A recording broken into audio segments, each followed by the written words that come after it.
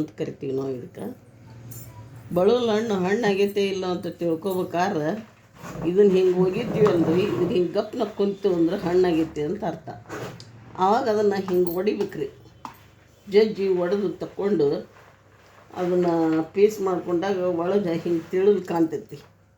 ಅವಾಗ ಆ ತಿಳಲನ್ನು ಹಿಂಗೆ ತೆಗೆದು ಇದಕ್ಕೆ ಹಾಕಿನ್ರಿ ನಾ ಈಗ ಹಾಕಿ ಇದಕ್ಕೆ ರುಚಿಗೆ ತಕ್ಕಷ್ಟ ಬೆಲ್ಲ ಹಾಕಬೇಕು.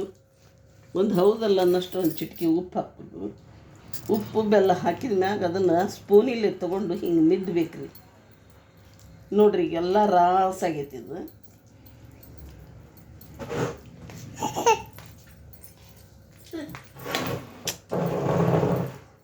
ಈ ರಾಸಾದ ಹಣ್ಣನ್ನು ಹಿಂಗೆ ನಾನು ರುಚಿ ನೋಡೋಕೆ ಇಲ್ಲಿ ಮಕ್ಕಳಿಗೆ ಕೊಡ್ತೀನಿ. ಬನ್ನಿ ಮಕ್ಕಳ ಬನ್ನಿ, ಹೇಗಾಗಿದೆ ನೋಡಿ ಹೇಳಿ.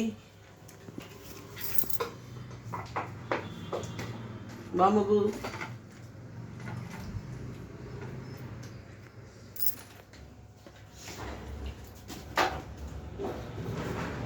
ಸೂಪರ್ ಆಗಿದೆ ಅಮ್ಮ. ಅಮ್ಮ ಸೂಪರ್ ಆಗಿದೆ ಅಮ್ಮ. ಚೆನ್ನಾಗಿದೆಯಾ? ರುಚಿಯಾಗಿದೆಯಾ? ಹಾಂ.